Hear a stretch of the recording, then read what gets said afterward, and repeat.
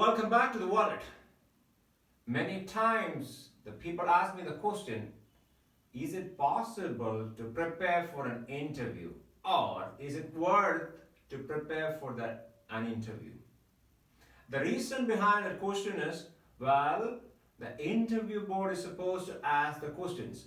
How do the candidate know those questions in advance? Is it practical? Well, the answer for that question, is it worth to prepare for an interview in advance? My answer is yes. It is worth to prepare for an interview in advance. The reason for that, 70 to 80% of questions asked in an interview is predictable. Well, what are those questions? We'll come to that in a few minutes. Before that, what is interview? Well, interview, as the name suggests, it is what? Interview. So it is a viewing between two parties. Which are the parties? One is a candidate and one is the hiring body, hiring organization. So they are viewing each other. And if they are satisfied with each other's performance and the background, then that will be a deal. Otherwise, there won't be any deal. That is what exactly the name implies, the interview. What are the major two types of interview? One is like a normal interview, and the other one is stress interview. What is this normal interview? As the name suggests, if everything goes normal, what exactly you expect and what exactly happened in that interview, is it same, then the interview is normal. For example, a candidate enters the interview room and say good morning. And what is expected back? Another, a greeting back from the interview board, right? And they may ask the candidate to sit down. These are what the things expected from the interview board at the point of view of the candidate, correct? And if these things happen exactly as it is, then the interview is normal. However, if you walk into an interview room as a candidate and you said good morning, nobody responded back, and nobody asked you to sit down, well, probably the things are not really going in a normal way. We call it what? Stress interview.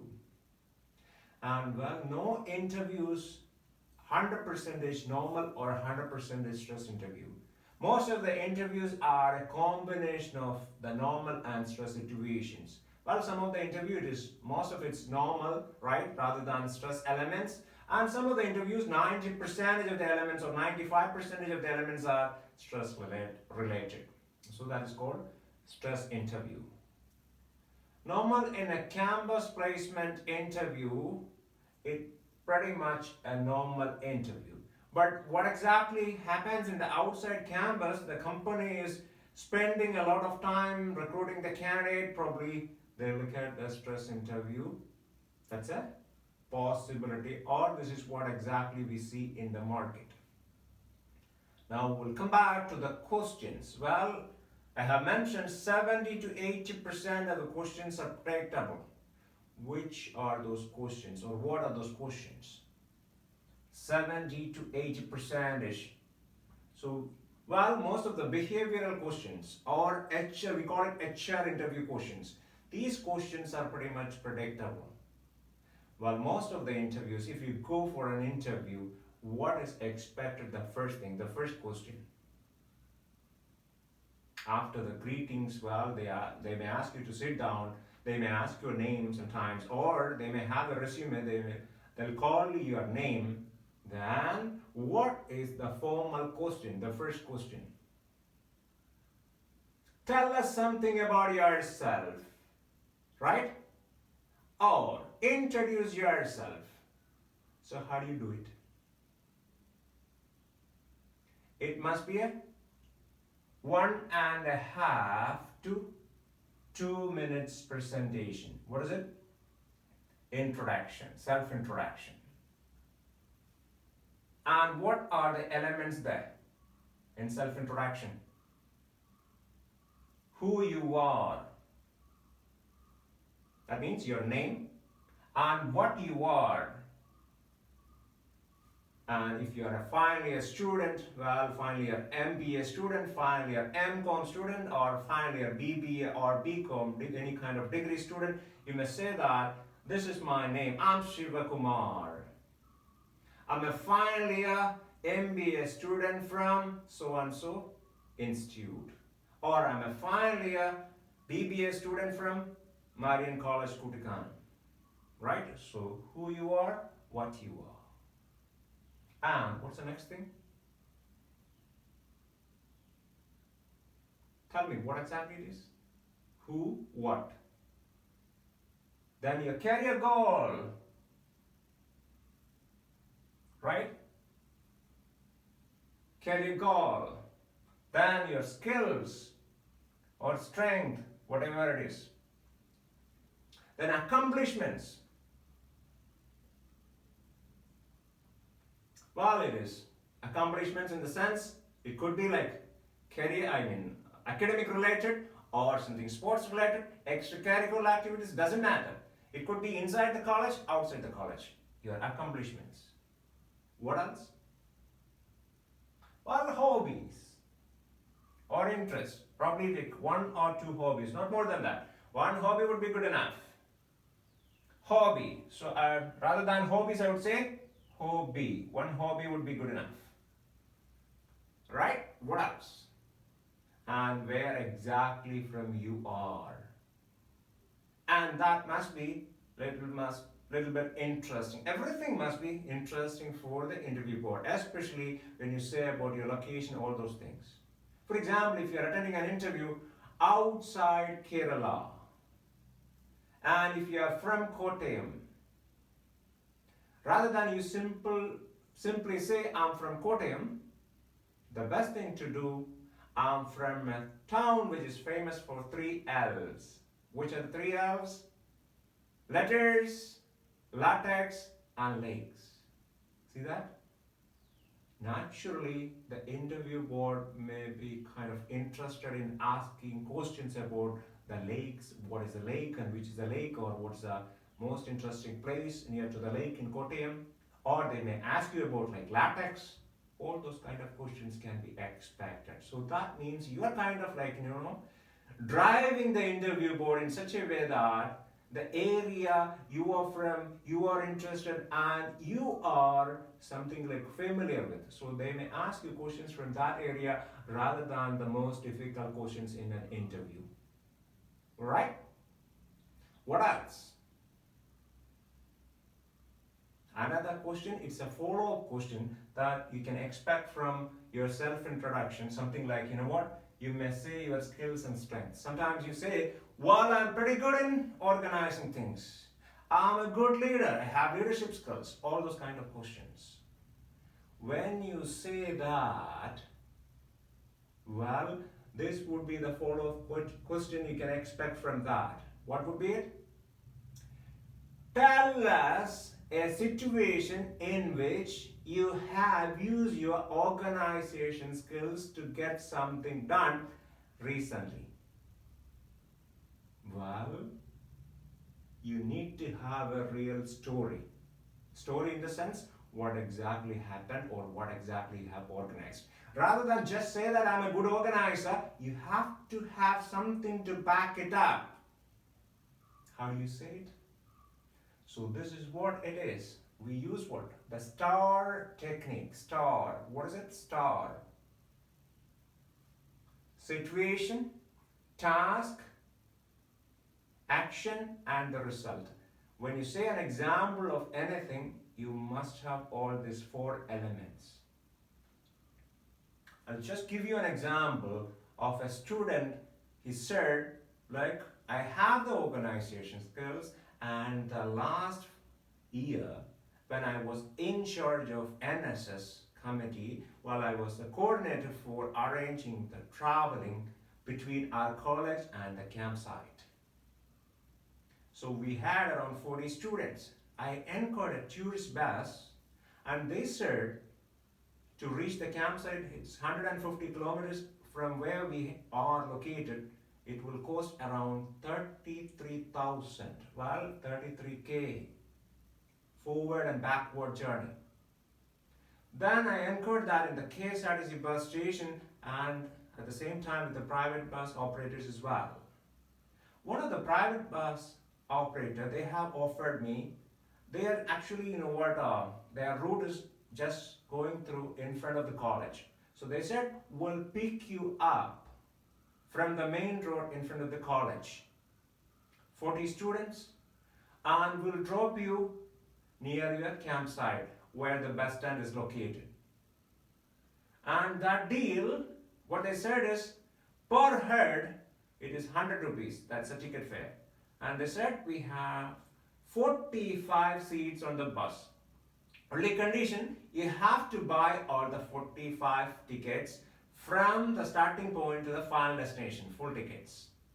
So we have 40 students and we need to buy 45 tickets, but per head it is 100 rupees. So how much? One way journey, 4,500.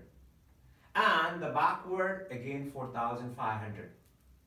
And this bus stand is located 2 kilometers from the campsite. So we had to arrange, a couple of jeeps and a few trips. So that cost around 2,000 rupees extra. So 9,000 bus fare plus 2,000 for jeeps, altogether 11,000. And total cost for the tourist bus, 33K. Now for private bus, 11K. So I have saved 21,000 rupees. No, 22,000 rupees. Well, 33 minus 11. So 22,000 rupees. So look at it. What is it? Situation. Situation is what? Organizing the trip from college to the NSS campsite and back from NSS campsite to the college. That's a situation. And task? Organize it. That means arrange the travel. And what was the action? Rather than going for the tourist bus, he arranged a private operator, private service bus. Right? So that's the action. And the most important thing is what? The result. What is it? 22,000 rupees saved. What do you think? If you sit in the interview board, do you think it is impressive? Yes, that is what exactly it is.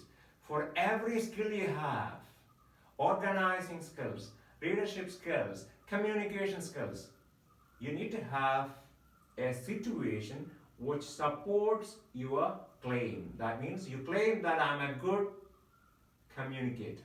Then you need to have an example to support it. That is what it's called the situation-wise questions. And always remember this STAR part. Situation, task, action, and the result. Right? Now, what else you can expect in a question? In an interview? Naturally, we are talking about the strength. Now, they may ask you the questions about your weakness as well. Right? Well, about your weakness, you say your weakness only if they ask about your weakness. There's no need to say your weakness in self-introduction. And if they ask you the weakness, you have to say a weakness which is not really negative, but something which is useful for your organization as well. So how do we make it? It sounds complicated, right? Just one example. I'm a perfectionist. That's my weakness. So is it a weakness? Well, if I look for perfection, what happens? It may take longer time to complete this task. For example, if I can complete something in 2 hours. If I look for perfection, that may take 6 hours. That's a weakness. At the same time, what's the advantage of it? Well, my work, whatever I do, would be perfect. So that's the advantage of it. Right? Another example, I'm a workaholic person. I'm workaholic. Well, is it a good thing or it's a bad thing? Well, it is a weakness when it comes to the health of that person, right? When you're really workaholic, if you don't sleep well, then definitely that is a negative effect on the health of that candidate. So that way it's a weakness. And is it a strength?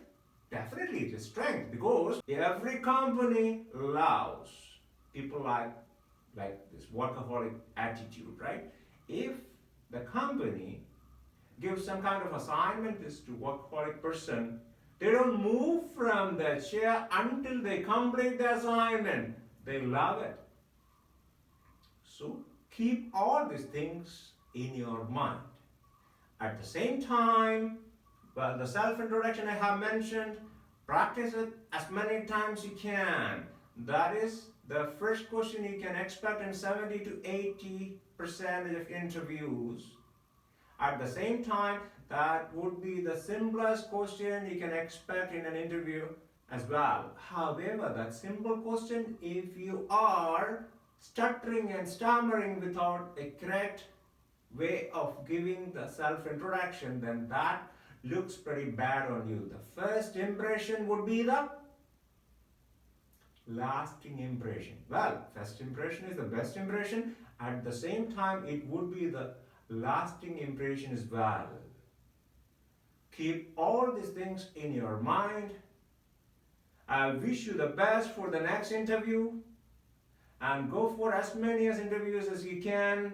Even if it is a work interview, that would be a great experience for your career. So stay tuned until we meet next time with more interesting tips. Thanks for watching.